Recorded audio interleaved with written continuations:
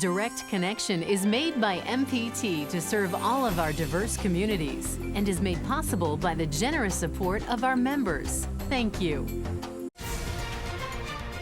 Live from Maryland Public Television, this is Direct Connection with Jeff Salkin.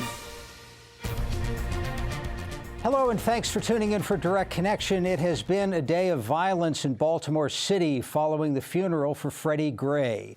Gray, of course, was the young man who suffered a fatal spine injury about a week ago while being arrested by Baltimore police. Several days of peaceful demonstrations with relatively minor violence gave way today to widespread unrest, including arson and looting. 7 police officers reported injured. The governor has now activated the National Guard and declared a state of emergency in Baltimore City.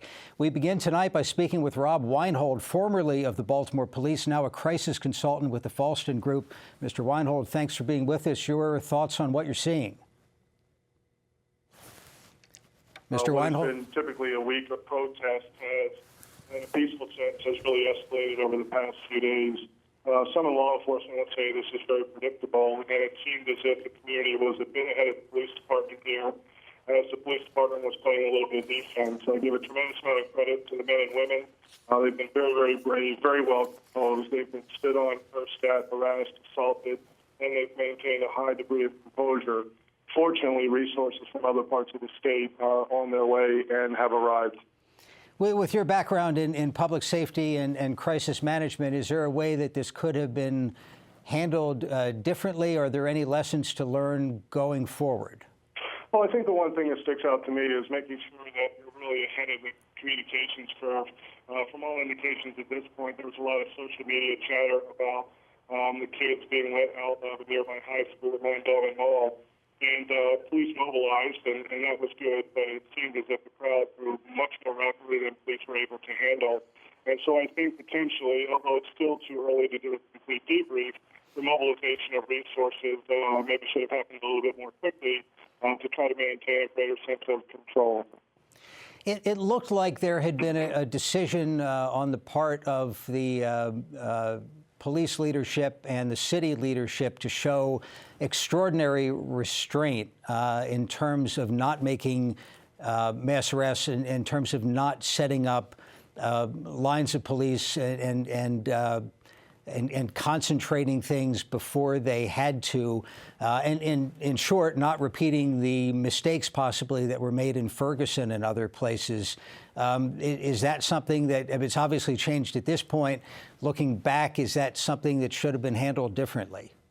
Well, I think it is right to call for peaceful protests and allow those folks to do it. In fact, it must be said that the overwhelming majority of people want to be heard, they want to be validated. They do have some generational concerns that they want to talk about. And the truth of the matter is, again, the majority of folks really want to have that constructive dialogue. But what you have here are criminals who are looting stores. I've seen them cut fire hoses to prevent fires from being put out. I've seen them continue to assault the police. And so it's very important for both city officials and appointed officials to maintain a lot of dialogue, particularly with the faith-based community who have a lot of influence on what might be happening in communities today. So again, I'd say extremely important to allow for the civil protests and the right to be heard, but when it crosses the line, the department should not make any apologies for holding those accountable who hurt others or destroy property. Rob Weinhold of the Falston Group. Rob, we thank you for your time. We do appreciate it. My pleasure. Joining us now here in the studio are Neil Franklin, a retired state police major and also executive director of LEAP, Law Enforcement Against Prohibition, and Michael Higginbotham, who is a professor at the University of Baltimore School of Law. Gentlemen, thanks to both of you for being here. Thanks for having me. Major, I heard you on, I guess it was CNN earlier today, and you were in the area around not far from Mondawmin when this started. What happened? Well, as you heard Mr. Reinhold say, there was this was planned by the schools, by the students from the schools in the area to have some sort of protest after they got out of school. for those that don't know, this area at Mondawmin it's a hub for it's a collection transportation point. hub, Yeah. right? You have the metro, you have buses, number of bus lines that come into this location, and every day you have school children at this location in great numbers. It's a transfer spot. So it was the ideal location for this thing to go wrong, as it did. So as the students started voicing their concerns, directed at the police is how it initially began. Then the police are trying to protect property within an immediate area. They're trying to bring more police officers in to deal with a large number of children. There were hundreds and hundreds of young people there at that location.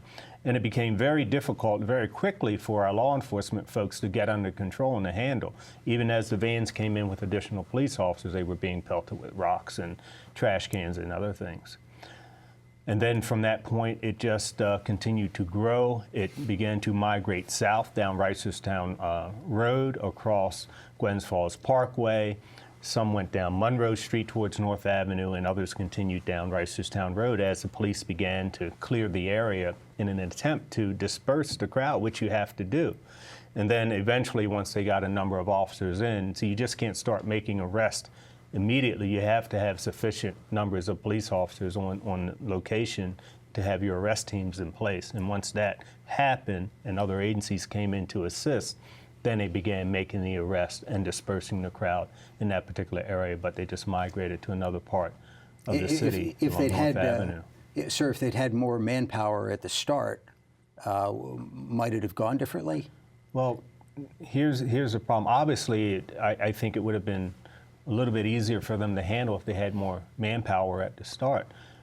But in a city like Baltimore, I mean, you can, and this is one of the problems that they're seeing with the police department and deployment. This is the challenge. When you amass at one place to deal with an issue, in a city like Baltimore, it's so easy for it to kick off at another place. Right. And now you're challenged with moving police officers from that location and others to that location. And it's just trying to stay up with. It's very difficult to stay ahead of. You can only stay up with what is occurring because it's very fluid, and you cannot predict where people are going to go or how they're going. You can try to force people in a particular direction, but then you're going to have to deal with that particular area that you move them into. And at the same time, and from what I'm hearing, not just in Mondawmin, the Mondawmin area, North Avenue area, I'm hearing things about Mount Vernon. I'm hearing things about downtown. And without resources from other police departments, there's absolutely no way that the Baltimore Police Department can deal with this issue on its own. I'm looking at pictures from WBAL TV, and we want to thank them for use of their video this evening. And their headline is "Looting at Mondawmin Mall," and people carrying things out. I don't want to cast aspersions on whoever that is, but that would be a further escalation of the situation. We've seen looting at a CVS and some other stores. Professor Higginbotham, just broadly, your thoughts on the whole situation over the last week, and then what seems to have exploded today.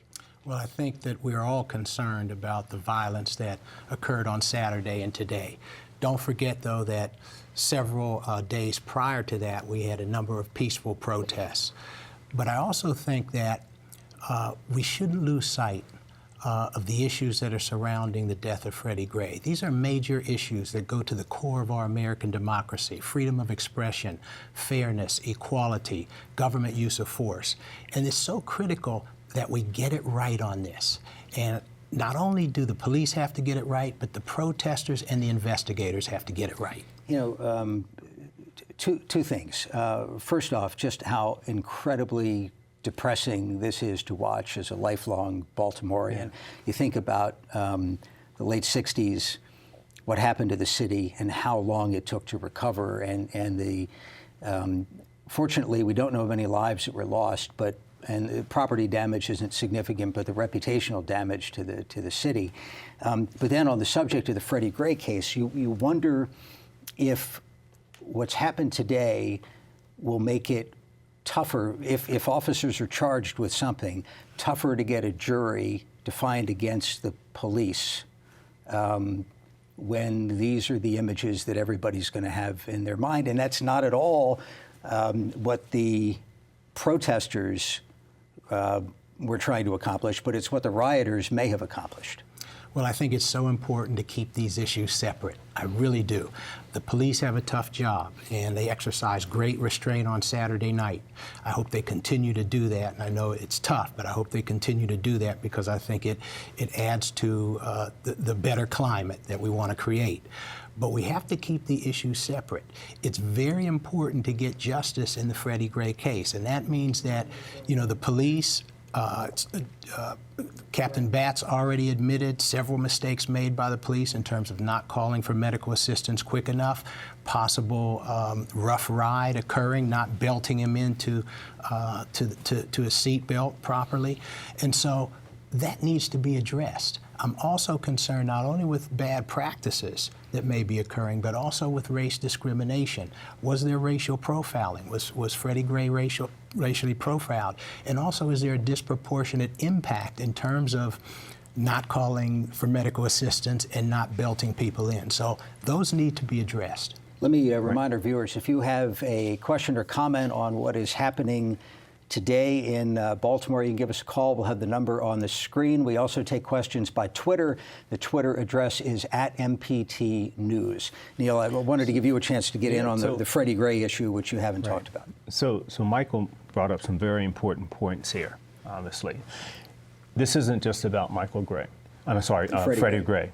And this is about Michael Brown. This is about Eric Gardner. This is about many cases across this country. This is about the systemic practices that have been occurring among our police departments and citizens for decades.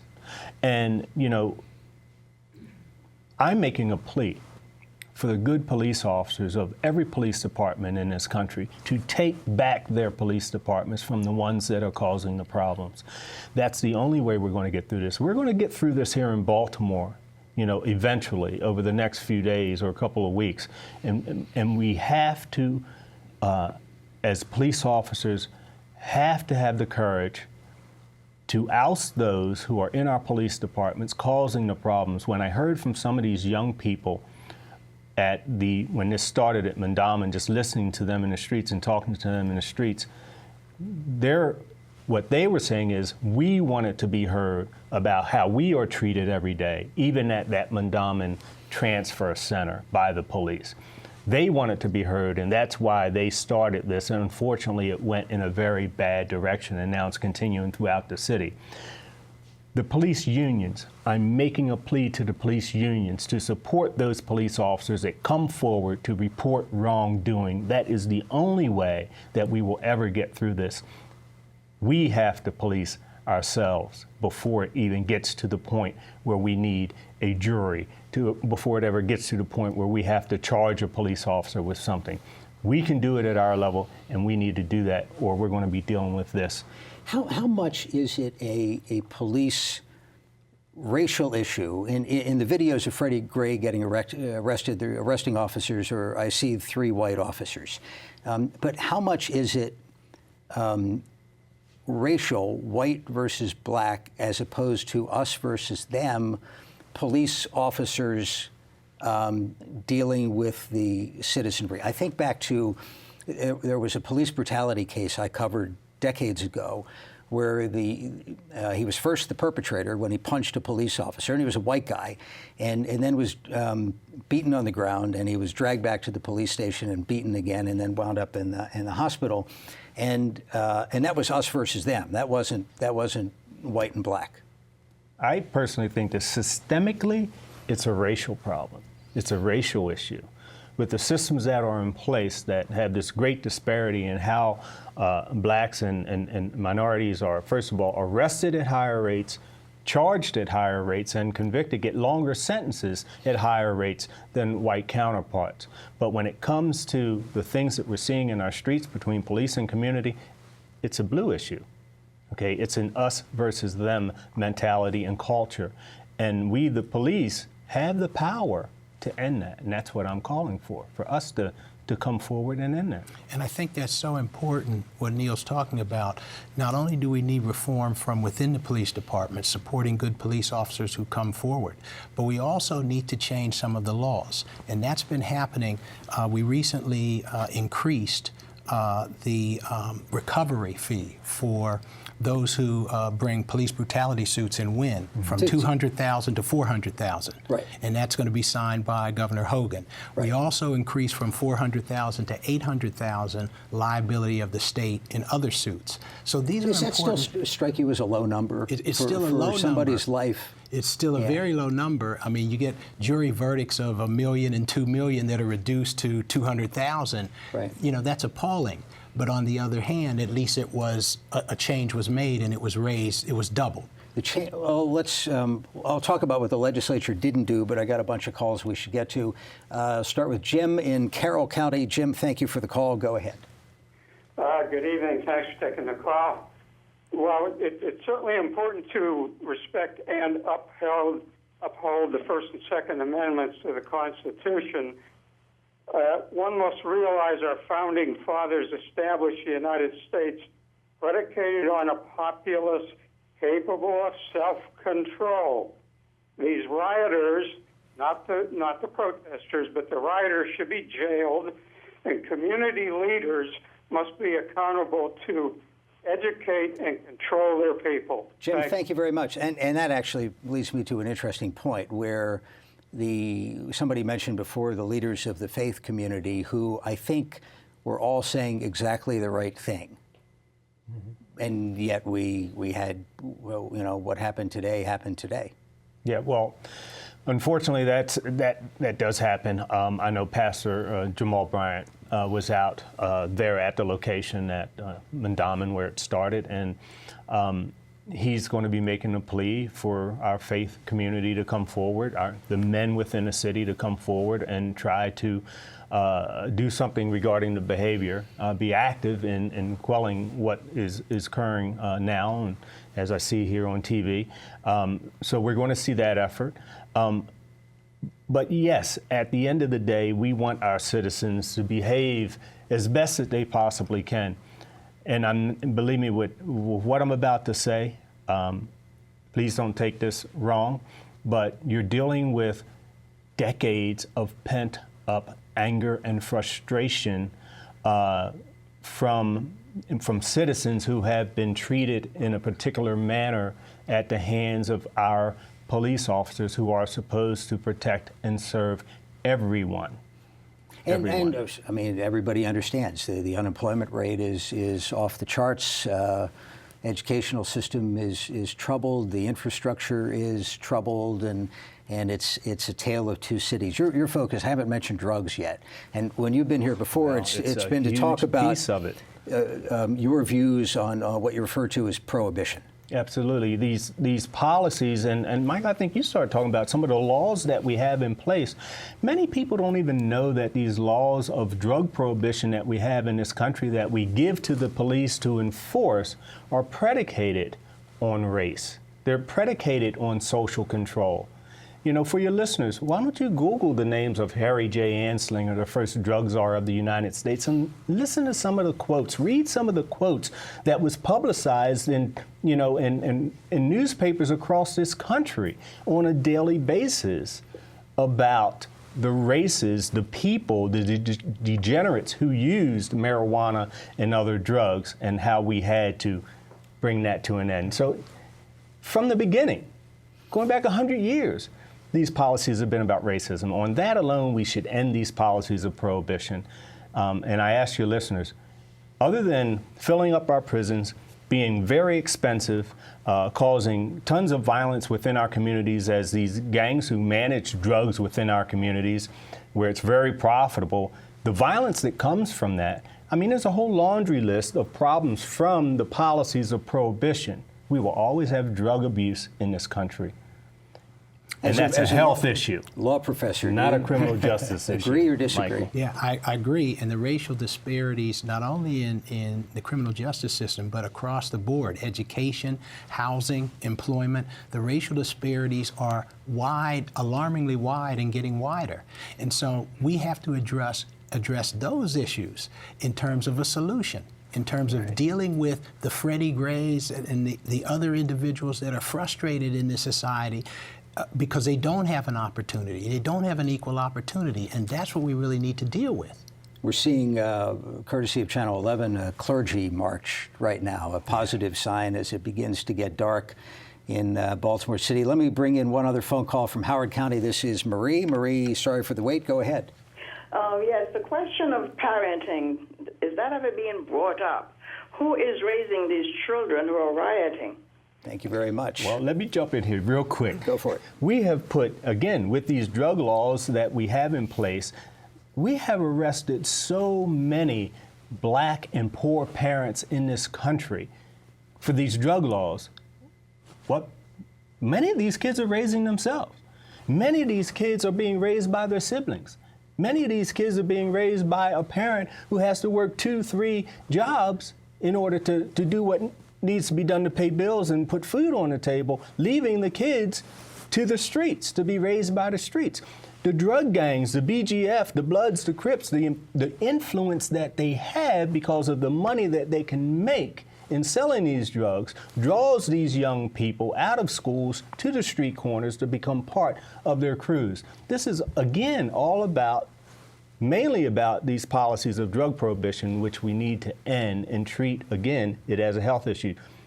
So many of our black parents are either addicted to drugs or in prison or have arrest records where they can't get gainfully employed, become gainfully employed, which then continues with this downward spiral of contagious. poverty. And absolutely it's contagious. Just a cycle that we have to bring to an end. And it's a cycle that we can bring to an end if we develop the appropriate policies and practices, including changing laws, giving people better educations, more job training and opportunities and job creation. I mean, if we owe these younger people much more than we're giving them now. We owe them much more. And I believe if we give them the right choice, they'll make it. Mayor Rawlings Blake is going to have a press conference. Governor's going to have a press conference later. What do they say?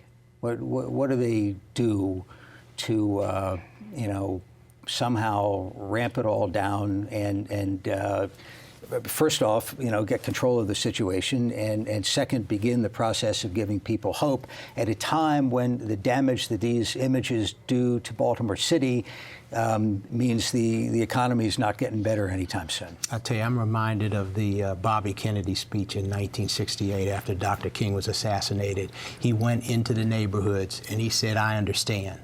I've had loss in my family." And I think the first thing the political people need to do is to let people know that they understand, that they have been hurt by these things as well, that they are African Americans, that they have been arrested by the police wrongfully, that they have been racially profiled. So first, let people know that they understand and have been similarly situated. Second is, they need to recognize that there's a problem, let people know that there's a problem, and that they have specific solutions, such as dealing with the disparities in the criminal justice system, stopping bad practices by the police, making sure... Can I throw in one thought Sure. here? We've had mostly black commissioners of the Baltimore Police Department since Bishop Robinson took over in like the mid-'80s. Shouldn't that have helped somehow? I mean, most of the officers are black, I think, but not overwhelmingly so. I think you have not only, one thing is who's in charge, and I think you've got individuals that want to make some changes. But as we've seen recently with Mayor Rawlings Blake attempting to have some changes where she could remove officers that have been convicted and have broken policies, and she's been prevented from doing that. So we need to change the laws to make it a little easier to remove bad officers. So you've got systemic problems, but I think the leadership generally has been supportive of change. Yeah, I think so. I think right now the mayor, her call is a call to action. As you can see, clergy has already taken to the streets. I think from her political platform, she needs to make a call to all those elected officials who have districts in the city or around the city to come out of their homes right now and to take to the streets. And you might have to be out there all night and tomorrow as well. But this is a time when we need these leaders to come forward and be leaders and not sit, on the back row and what have you. She can make that call. And I think that's her role right now. In addition to continuing to say to the police officers, continue with your reserve. Yes, you have to do what you have to do. You can't allow the violence to occur and property to be destroyed, but continue with that strong I'm out of time. reserve. Totally out of time. I really appreciate your being here. Hope we can do it again. Thank you for watching Direct Connection, and have a good night.